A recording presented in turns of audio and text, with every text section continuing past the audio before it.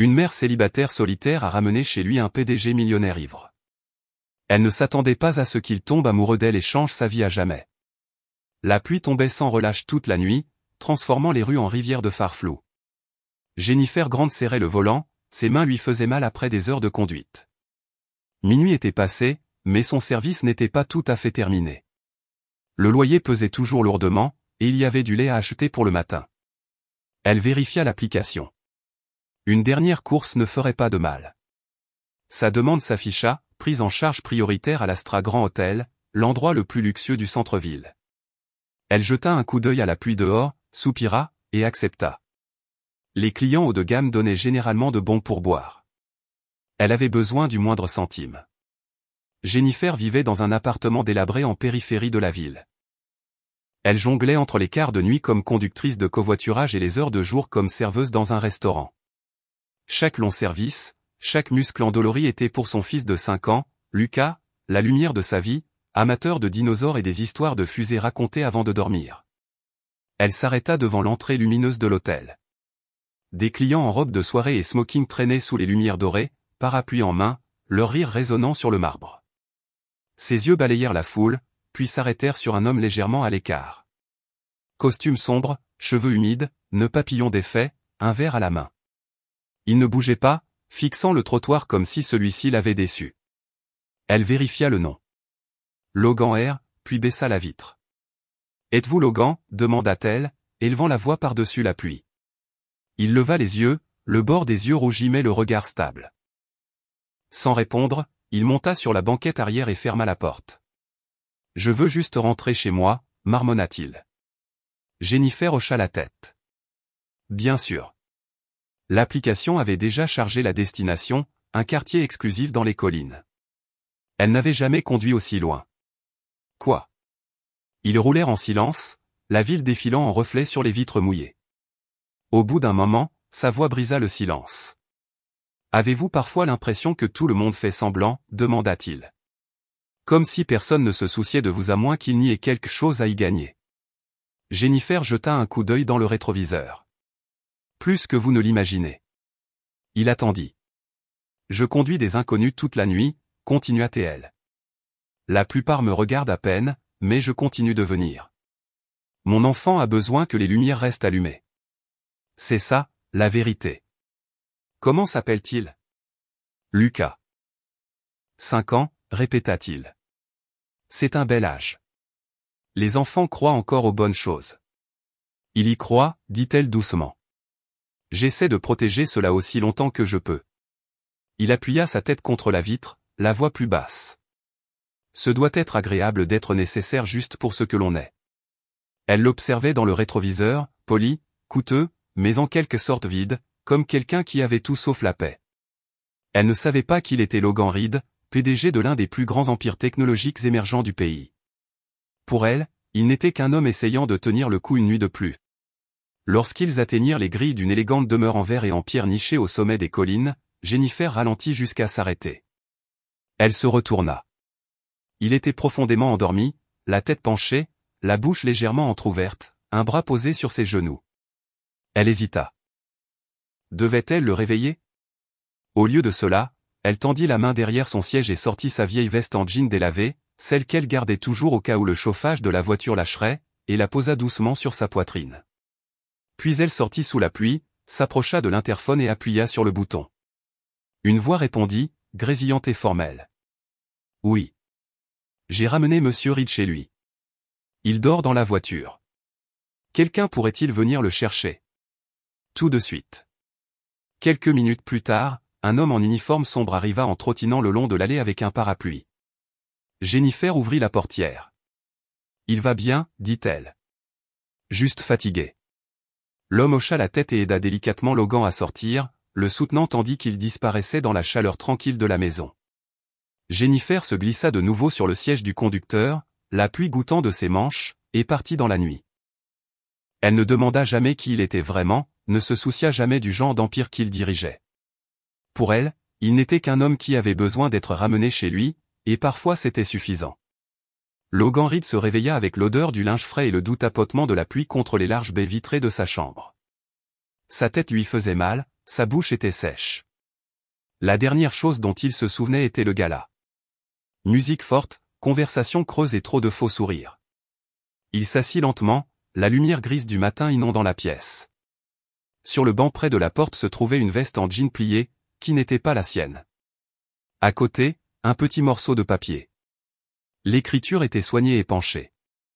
Je vous ai ramené chez vous en toute sécurité. Sans supplément. Dormez bien, Jennifer G. Logan fixa la note, étrangement ému. Les gens qui le voyaient vulnérable voulaient généralement quelque chose. Cette femme n'avait rien laissé derrière elle, sauf de la gentillesse et une signature qui ressemblait plus à un murmure. Plus tard ce matin-là, toujours mal à l'aise, Logan vérifia l'application de covoiturage, Jennifer Grant, 5 étoiles, un profil modeste et une plaque d'immatriculation familière. Il demanda à Daniel, son assistant, d'en savoir plus sur l'endroit où elle pourrait travailler pendant la journée. Pas pour s'immiscer, juste par curiosité. À midi, il se tenait devant un petit restaurant sur la 5e rue à Cédar. Ça sentait le café et le bacon et cette patine d'année qui s'accroche aux carreaux et aux banquettes. La pluie s'était calmée, laissant la rue humide et tranquille. À l'intérieur, Jennifer s'affairait derrière le comptoir, ses cheveux blonds rentrés sous une visière marron, portant un plateau de tasses. Lorsqu'elle se retourna et le vit, ses pas hésitèrent. Il sourit. « Bonjour. » « J'espère que je ne dérange pas », elle regarda entre lui et son assistant, confuse. « Vous êtes l'homme de l'hôtel. » Logan Reed, confirma-t-il. « Je voulais vous remercier de m'avoir ramené et pour la note et ceci. » Il brandit la veste. Elle hocha la tête. « J'ai pensé que vous la voudriez en retour. Je ne laisse pas de notes habituellement, mais vous aviez l'air d'avoir besoin d'un peu de gentillesse. » Daniel s'assit à l'extrémité du comptoir, leur laissant de l'espace. Logan s'appuya sur le comptoir, décontracté mais sincère. « Me permettriez-vous de vous inviter à déjeuner pour vous remercier réellement ?» Jennifer essuya ses mains sur son tablier, secouant doucement la tête. « Merci, mais je ne peux pas. Je dois aller chercher mon fils à l'école à 13h. » Il vérifia sa montre. « Il n'est que 11h30. Je dois encore finir mon service, rentrer à la maison, me changer et traverser la ville. Et ils sont stricts sur les heures de prise en charge. » Elle ne s'excusait pas. Elle expliquait simplement. Claire, honnête et sans les tentatives habituelles de plaire.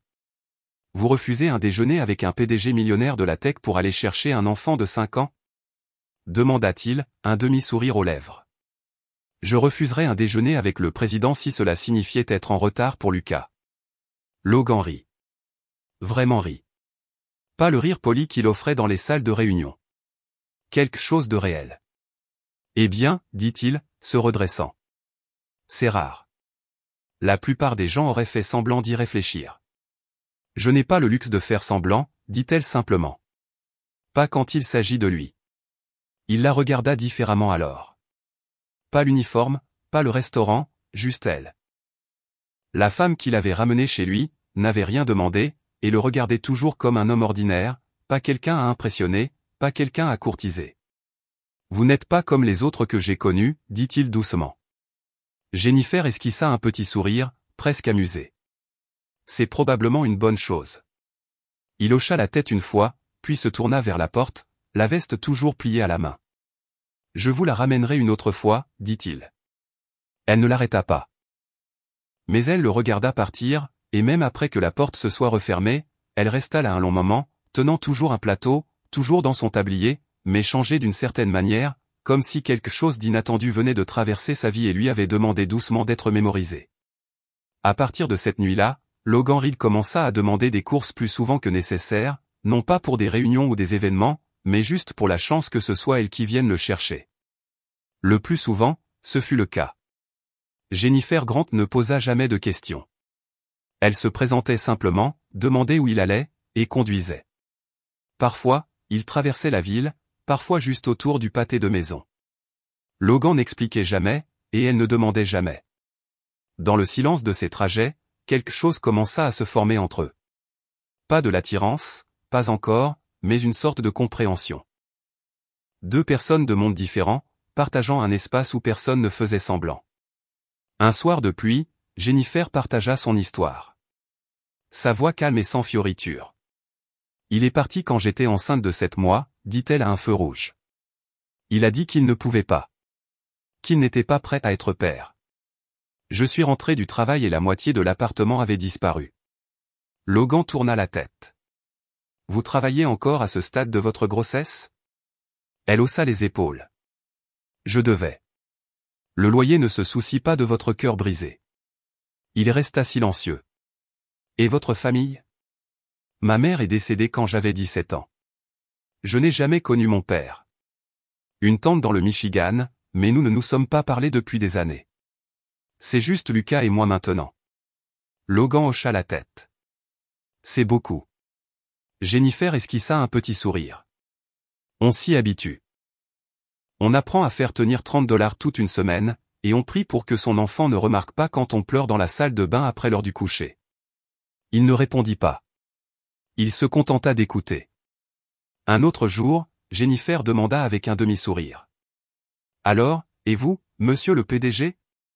Grande maison, chef personnel, hélicoptère en attente. Logan rit. Oui, tout ça. Mais vous savez ce que je n'ai pas? Elle le regarda dans le rétroviseur. Quoi? Des gens en qui j'ai confiance. Son sourire s'estompa. C'est pire que de ne pas avoir de chef. Mon meilleur ami a essayé de vendre la boîte dans mon dos. 6 ans de travail réduit à néant en une poignée de main. Mes parents, ils n'appellent que lorsqu'ils ont besoin d'une photo pour leur œuvre de charité. Ils ne se soucient pas de comment je vais, juste que j'ai toujours l'air d'une personne qui réussit. Jennifer ne répondit pas. Elle se contenta d'un léger hochement de tête, le genre qui dit « Je vous entends ». J'ai construit quelque chose de grand, ajouta-t-il. Mais certaines nuits, j'ai l'impression d'avoir bâti une tour de verre dont je ne peux pas m'échapper. Tout le monde me voit, mais personne ne rentre vraiment, dit-elle, à peine plus aucun murmure. C'est le genre de foyer le plus solitaire. Puis un mercredi, tout bascula. Jennifer vint chercher Logan devant un immeuble de bureaux du centre-ville. Ses mains tremblaient légèrement sur le volant, sa voix plus fine que d'habitude. « Vous allez bien ?» demanda-t-il. « Non. Lucas a de la fièvre.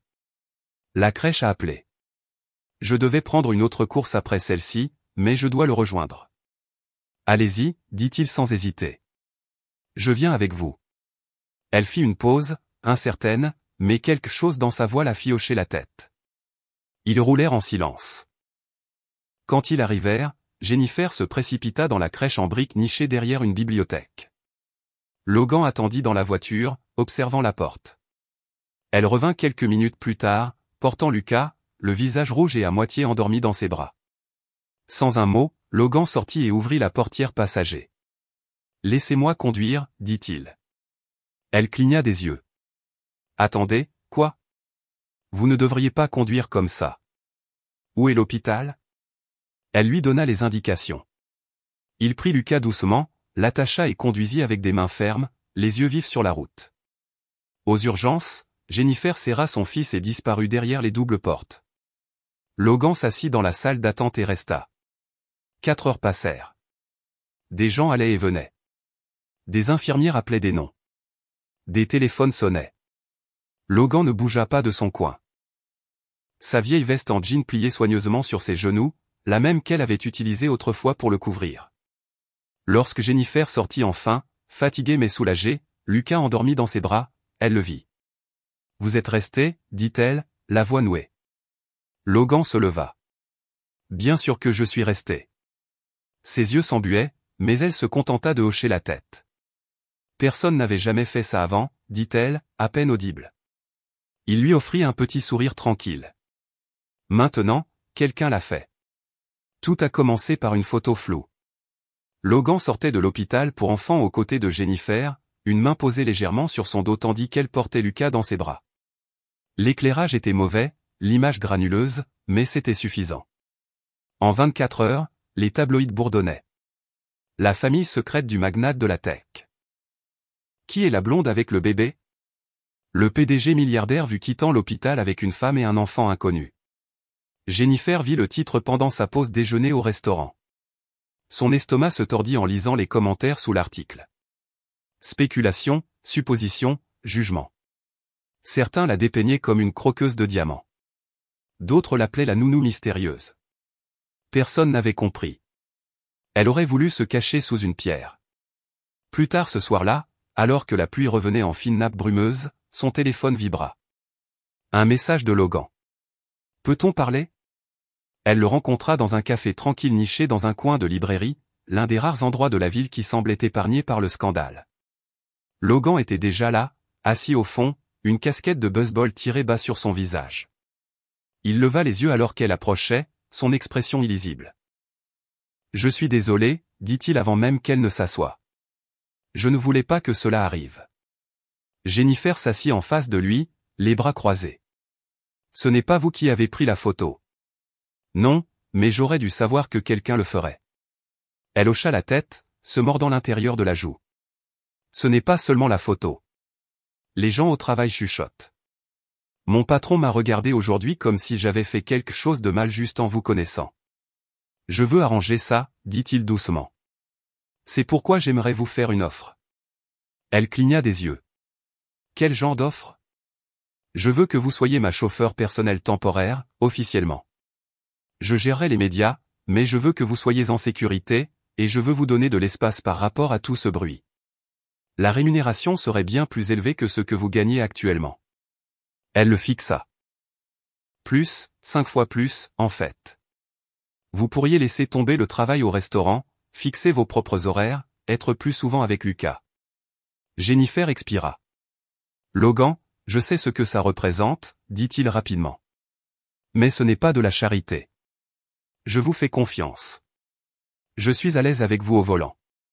Vous ne faites semblant de rien, et je n'ai pas non plus à faire semblant. Sa gorge se serra. Elle voulait dire oui. Dieu, elle voulait dire oui. Mais quelque chose en elle se figea. Je ne peux pas prendre de l'argent de quelqu'un juste parce qu'il a pitié de moi, dit-elle, la voix basse. Il se pencha. Pensez-vous que c'est de la pitié? Pensez, peut-être que vous vous sentez responsable de moi maintenant. Parce que je me suis montré quand vous étiez vulnérable, parce que vous me devez quelque chose.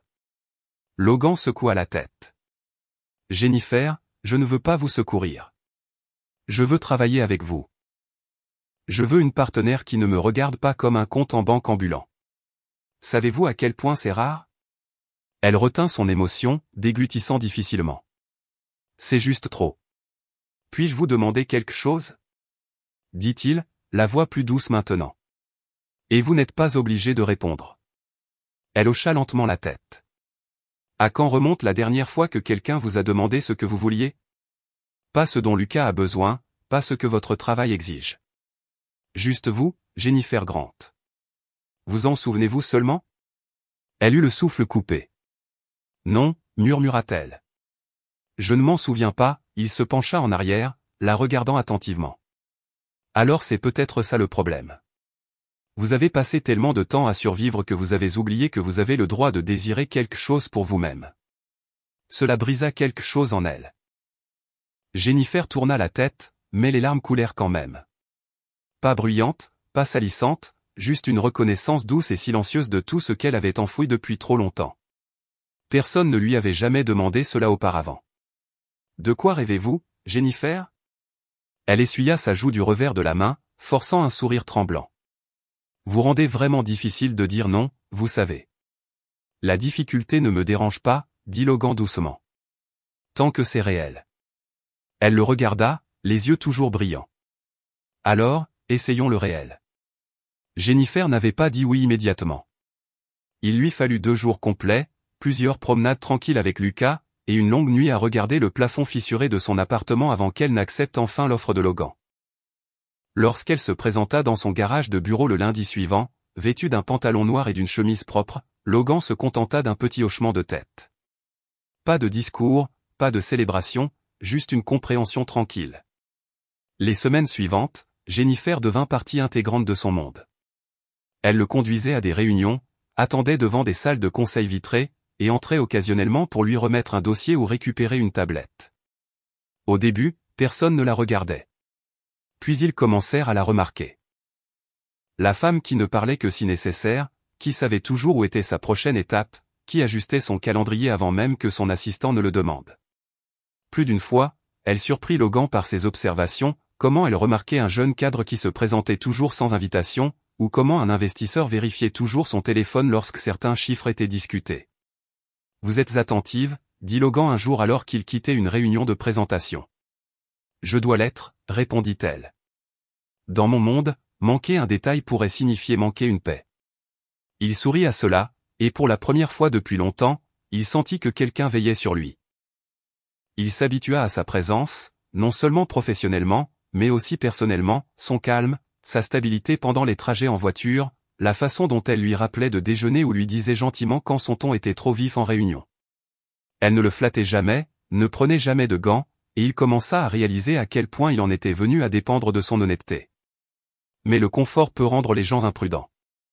Un jeudi matin, ils arrivèrent à une réunion de partenariat à enjeux élevés dans un hôtel de luxe du centre-ville. La salle était remplie de cadres élégants, y compris un nouvel investisseur potentiel étranger. Jennifer se tenait juste devant la porte de la salle de conférence, organisant des dossiers dans le couloir. Elle les entendit rire, pas cruellement, juste avec insouciance, comme le font les gens quand ils pensent que les employés ne les entendent pas. Et puis elle entendit. « Alors, Logan » ricana l'un des hommes. « L'assistante blonde est votre dernière innovation, mélangeant affaires et plaisir maintenant ?» Une autre voix se joignit à eux. « Si c'est votre idée de marketing, je dirais que ça marche. » Des rires suivirent. Jennifer se figea. Ses mains se crispèrent autour du dossier. Elle attendit que la réunion se termine. Elle ne parla pas à Logan en sortant. Elle ne mentionna pas le commentaire, ne demanda pas de clarification. Elle le déposa simplement à sa tour de bureau, hocha la tête une fois, et partit. Cette nuit-là, elle ne se présenta pas à l'heure habituelle. Le lendemain matin, les appels de Logan restèrent sans réponse. Ses SMS non lus. Le deuxième jour, il contacta la plateforme de covoiturage et confirma ce qu'il suspectait déjà.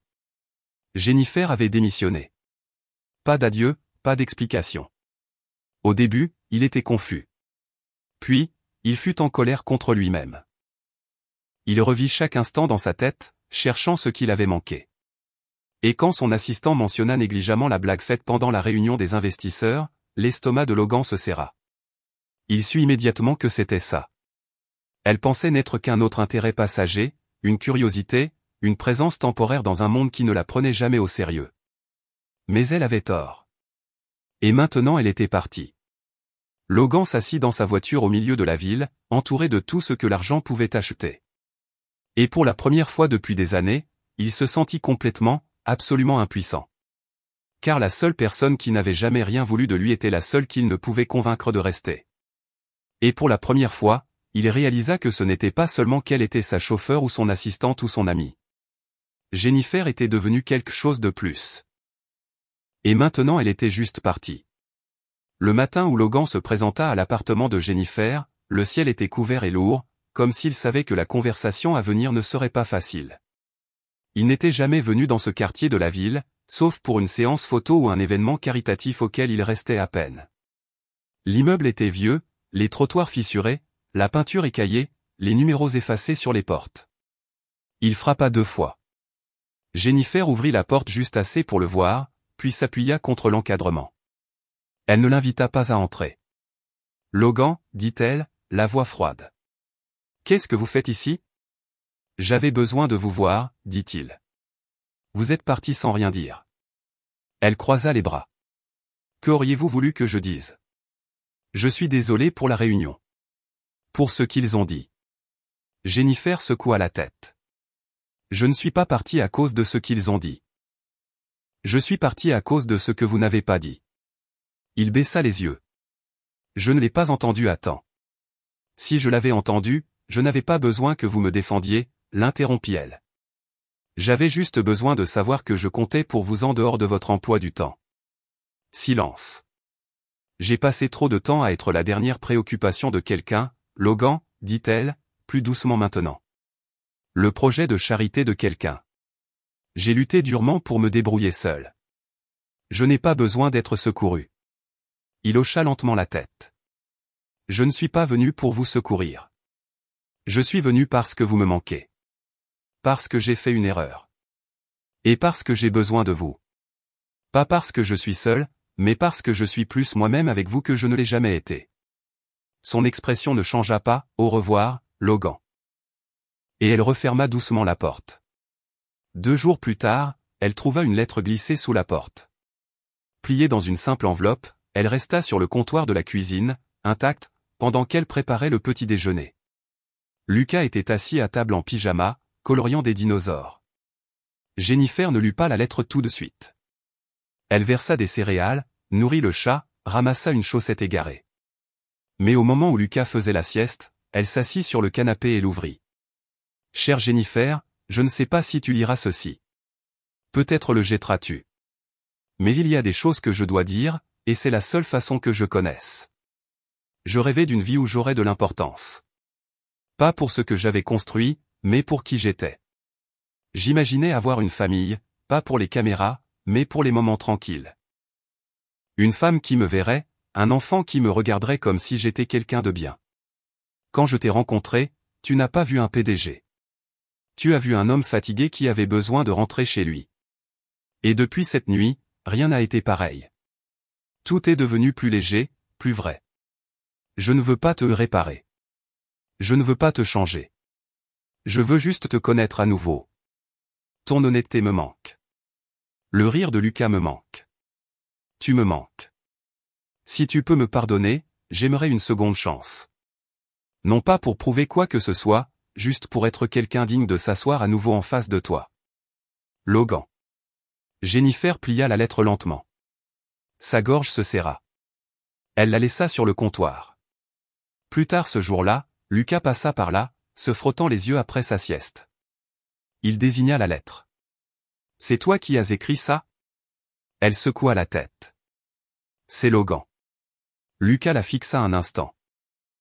Puis, avec la sagesse tranquille que seul un enfant peut avoir, il demanda « Pourquoi ne lui donnes-tu pas une chance, comme tu le fais quand je fais des bêtises ?» Jennifer cligna des yeux. « Qu'est-ce que tu veux dire ? Tu dis toujours que les gens méritent une autre chance s'ils le pensent. » Elle ne répondit pas. Elle le serra simplement dans ses bras. Cette nuit-là, après qu'il se soit couché, elle prit son téléphone. Son message était court. « Parlons bientôt. » Il n'y eut jamais de conversation formelle sur ce qu'ils étaient. Pas d'étiquette, pas de titre. C'est juste arrivé. Après le message de Jennifer, ils se retrouvèrent dans un petit café près de son appartement. Pas de caméra, pas de pression, juste 2 personnes partageant un air tranquille. À partir de ce moment-là, ils passèrent plus de temps ensemble. Du temps réel. Logan cessa d'envoyer un chauffeur. Au lieu de cela, il se présentait lui-même, souvent avec 2 cafés à la main et ce sourire doux et incertain qui ne se posait jamais complètement avant que Lucas ne court le saluer en criant « Logan ». Il allèrent au parc le dimanche. Lucas apportait ses dinosaures. Jennifer apportait un livre qu'elle ouvrait rarement. Logan apportait des briques de jus et la patience qui ne grandit que lorsque quelqu'un apprend à aimer un enfant pour la première fois. Un samedi matin, Jennifer entra dans la cuisine et trouva Logan devant la cuisinière, les manches retroussées, en train de retourner quelque chose de difforme dans une poêle. « Qu'est-ce que tu fais » demanda-t-elle, les bras croisés, essayant de ne pas rire. « J'essaie d'impressionner ton fils, dit-il. Il a dit que ses crêpes avaient généralement des yeux et des jambes. » Jennifer rit librement, pleinement, et cela prit Logan au dépourvu. Il fit une pause pour la regarder, et un instant, la cuisine ressembla à un foyer. Elle le rejoignit, lui montrant comment ajouter des myrtilles et des rondelles de banane. Et bien que les crêpes ne fussent pas parfaites, Lucas les déclara les meilleures crêpes spatiales de la galaxie. Ils ne parlèrent jamais d'amour, mais il était partout. Dans la façon dont Logan aidait Lucas avec ses lacets. Comment Jennifer lui réservait le coin le plus croustillant des lasagnes. Comment il restait plus longtemps à chaque fois et n'avait jamais besoin d'une raison pour revenir. À l'approche de l'anniversaire de Logan, Jennifer lui demanda ce qu'il voulait. « Je ne fête pas, dit-il. »« Pourquoi pas ? Toujours été des déjeuners de conseil d'administration ou des événements médiatiques. Les gens viennent parce qu'ils sont censés venir, pas parce qu'ils le veulent. » Elle ne discuta pas. Mais le soir de son anniversaire, il entra dans son appartement et trouva des guirlandes en papier au plafond, une couronne en papier sur la table, et un petit gâteau au chocolat légèrement de travers avec une bougie tordue. Lucas portait un chapeau de fête et rayonnait. Jennifer se tenait dans la cuisine. Lucas a insisté, dit-elle, essuyant ses mains sur une serviette. Logan fixa le gâteau un long moment avant de murmurer, « Personne n'a jamais fait ça pour moi. » Jennifer sourit. « Ce n'est pas grand-chose, c'est tout. » Cette nuit-là, il ne rentra pas chez lui. Ils ne franchirent aucune ligne. Ils s'endormirent simplement sur le canapé. Lucas blottit entre eux, l'appartement rempli de la douce odeur de gâteau et de quelque chose de plus chaleureux. Quelques semaines plus tard, Logan invita Jennifer à l'événement de lancement de la nouvelle branche technologique de son entreprise, une affaire très médiatisée au cœur de la ville. Jennifer hésita. « Es-tu sûr de vouloir que je sois là ? Je ne me fonds pas exactement dans le décor. » Logan répondit, « C'est pour ça que je veux que tu sois là. Tu me rappelles pourquoi j'ai commencé tout ça. » Elle portait une simple robe midi bleu marine, rien d'extravagant. Ses cheveux tombaient librement sur ses épaules.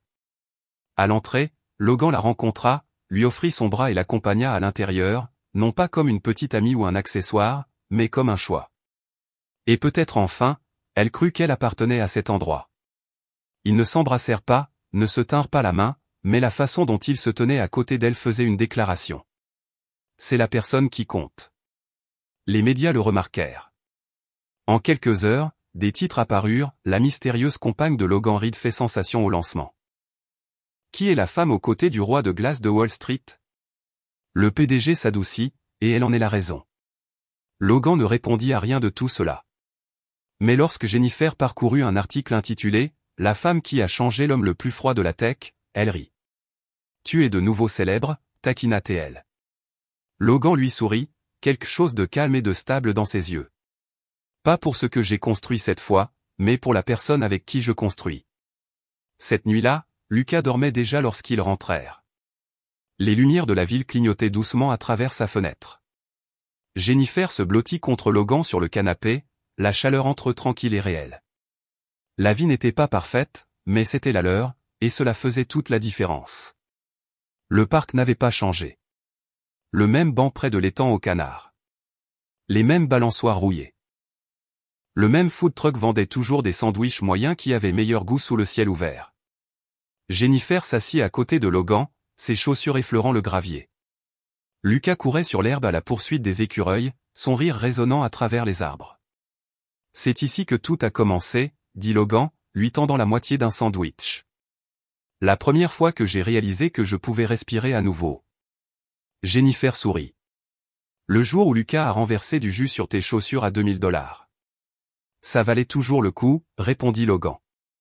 Il fit une pause, puis ajouta. « C'est aussi un bon endroit pour autre chose. » Il sortit une petite boîte de la poche de sa veste. Jennifer eut le souffle coupé. Pas de grands gestes, pas de discours, juste une certitude tranquille. À l'intérieur se trouvait une simple bague en or. Pas de diamant, juste une petite gravure, un jour à la fois. Logan la regarda, nerveux, mais stable. Je ne promets pas la perfection. Je ferai des erreurs, mais je promets de rester à travers les difficultés, le désordre, l'inconnu. Jennifer regarda la bague, puis lui. Le même homme qui était autrefois brisé dans sa voiture la regardait maintenant comme si elle était toute sa direction vers le foyer. Si tu penses que je vais devenir une femme sophistiquée qui s'intègre à ton monde, gala de charité, robe de créateur, alors la réponse est non. Non, je ne le pense pas, dit-il. Mais si tu veux quelque chose de réel, quelque chose que nous construisons à partir de zéro, une crêpe brûlée à la fois, alors oui. Logan laissa échapper un rire tremblant et glissa la bague à son doigt. Il lui embrassa la main. Lucas accourut, les joues rouges. On rentre à la maison maintenant? Jennifer regarda Logan, puis son fils. Oui, dit-elle. On rentre? Le mariage fut tranquille, célébré dans le jardin de la nouvelle maison de Logan. Pas immense, mais chaleureux. Seuls 20 invités étaient présents, quelques collègues, la voisine de Jennifer et les professeurs préférés de Lucas à la crèche. Il y avait des guirlandes lumineuses dans les arbres, des cupcakes au lieu d'un gâteau. Lucas portait les alliances dans ses petites mains. Jennifer portait une robe d'occasion qu'elle avait cousue elle-même. Logan ne portait pas de cravate. Ce que les gens remarquèrent le plus fut la mère de Logan, élégante et réservée, pleurant silencieusement tandis que son fils lisait ses vœux, la main tremblante dans celle de Jennifer. « J'ai fait de l'argent », dit Logan. Mais c'est la première fois que je fais quelque chose de réel. Plus tard, sur le toit de leur nouvelle maison, les lumières de la ville scintillaient en contrebas. Logan était assis avec Jennifer à ses côtés. Lucas entre eux, enveloppé dans une couverture polaire étoilée. Le ciel au-dessus était vaste et silencieux. Jennifer posa sa tête sur son épaule. « Tu es heureux. » Logan expira. « Je pensais avoir besoin de quelqu'un qui me rende plus affûté. Quelqu'un qui me pousserait à être plus, à faire plus. » Il regarda Lucas, déjà en train de s'endormir. « Mais ce dont j'avais vraiment besoin, murmura-t-il, était quelqu'un qui me donnerait envie d'être le genre d'homme que ce petit garçon pourrait appeler papa. » Jennifer lui prit la main. Pas de mots, juste de la chaleur. Et sous les étoiles, dans le silence d'une vie qu'ils avaient construite ensemble, Logan sut qu'il était enfin chez lui.